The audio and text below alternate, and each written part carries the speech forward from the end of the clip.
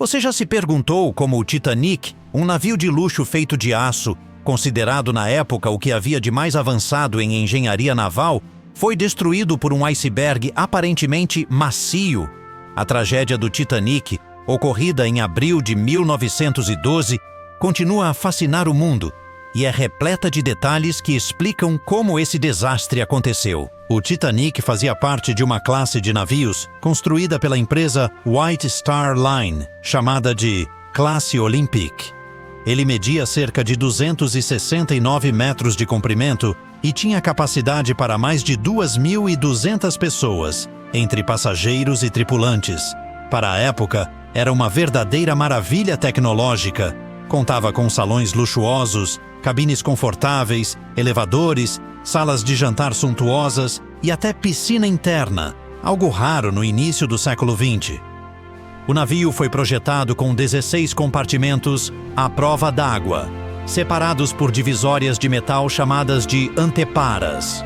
O objetivo era que, caso houvesse um vazamento em um ponto específico, esses compartimentos pudessem ser fechados, impedindo que a água se espalhasse para outras áreas. Entretanto, esse design só suportava até 4 compartimentos alagados, sem comprometer a estabilidade do navio. Se um quinto compartimento fosse inundado, haveria um efeito em cadeia que poderia fazer o Titanic inclinar cada vez mais até afundar. Na fatídica noite de 14 de abril de 1912, o Titanic navegava pelo Atlântico Norte a aproximadamente 40 km por hora, uma velocidade alta para um transatlântico tão grande. Apesar de ter recebido diversos avisos sobre a presença de icebergs na rota, o capitão Edward Smith optou por manter o ritmo. Acreditava-se que o Titanic era praticamente inafundável, e a White Star Line tinha interesse em demonstrar a eficiência e a segurança de seu novo navio em sua viagem inaugural. Por volta das 23h40, o vigia Frederick Fleet avistou um iceberg emergindo da escuridão. Ele tocou o sino do mastro de vigia e comunicou a ponte de comando, mas já era tarde demais. Uma manobra de desvio foi imediatamente iniciada.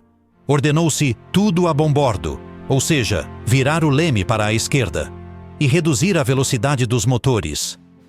Entretanto, devido à alta velocidade e à enorme inércia do Titanic, não foi possível parar ou desviar totalmente. Poucos instantes depois, o casco do navio colidiu de lado com o iceberg. Muitas pessoas imaginam que icebergs são compostos apenas por gelo macio. Porém, o iceberg que atingiu o Titanic era formado em sua parte submersa por camadas de gelo extremamente duro, conhecido como gelo azul. Ao entrar em contato com o casco, essa estrutura de gelo atuou como uma lâmina imensa, abrindo rasgos ao longo de 5 dos compartimentos à prova d'água. Esse ponto foi crucial. A engenharia do Titanic havia sido calculada para suportar o alagamento de até 4 compartimentos. Quando o quinto compartimento começou a encher de água, tornou-se impossível contê-la.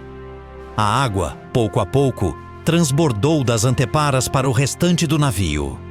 Outro fator que contribuiu para a ruptura das chapas de aço foram os rebites de baixa qualidade, que continham alto teor de enxofre. Em temperaturas muito baixas, como as do Atlântico Norte naquela época do ano, esses rebites se tornavam ainda mais frágeis. Com o impacto lateral, eles se romperam com maior facilidade, deixando o casco ainda mais vulnerável. Assim que a água começou a invadir o primeiro conjunto de compartimentos, a tripulação se mobilizou. Os foguistas e os maquinistas, que trabalhavam nas caldeiras e nas salas de máquinas, foram os primeiros a notar a gravidade da situação. Eles tentaram bombear a água para fora usando bombas movidas a vapor, mas a velocidade de inundação era muito superior à capacidade dessas bombas. Ainda assim, eles lutaram até o fim para retardar ao máximo o processo, na esperança de ganhar tempo e salvar mais pessoas. O capitão Edward Smith, ao perceber a extensão dos danos, ordenou o lançamento dos botes salva-vidas. Porém, o Titanic não carregava botes suficientes para todos a bordo. Havia apenas 20 botes, quando seriam necessários pelo menos 40 para acomodar todas as pessoas. Essa decisão estava alinhada às normas da época, que se baseavam no deslocamento do navio e não no número de passageiros. Um equívoco que mudaria drasticamente após a tragédia.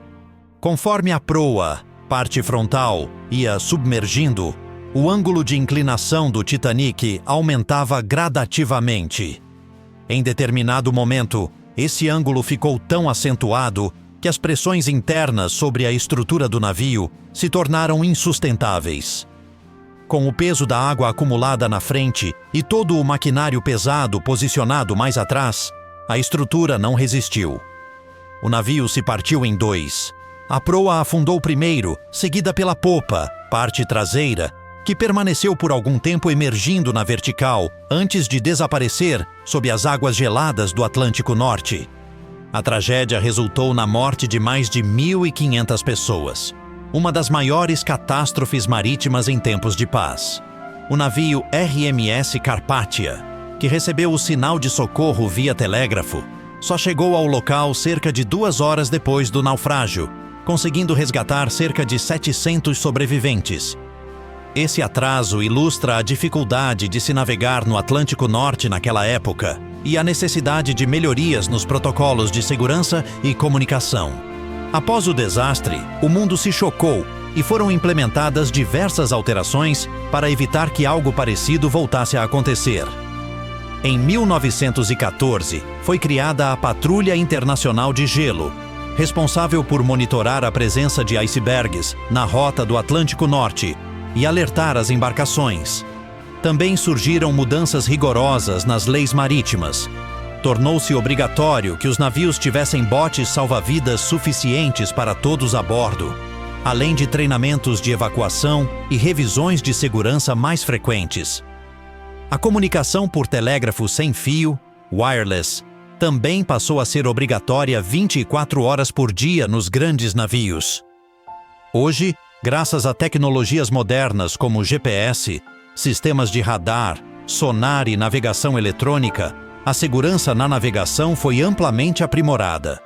As tripulações são treinadas para seguir protocolos de emergência e os navios são fiscalizados por regras internacionais severas, que visam proteger tanto a embarcação quanto as pessoas a bordo. Apesar de todas essas melhorias, a história do Titanic ainda nos ensina muito sobre prudência, humildade diante da força da natureza e a importância de não confiar cegamente em tecnologias sem levar em conta os riscos envolvidos. A crença de que o Titanic era inafundável gerou excesso de confiança e diminuição da cautela, algo que se provou fatal. Mais de um século após o naufrágio, o Titanic permanece no imaginário popular, representando não só um marco tecnológico para o início do século XX, mas também um lembrete das tragédias que podem ocorrer quando a soberba humana encontra as forças incontroláveis da natureza.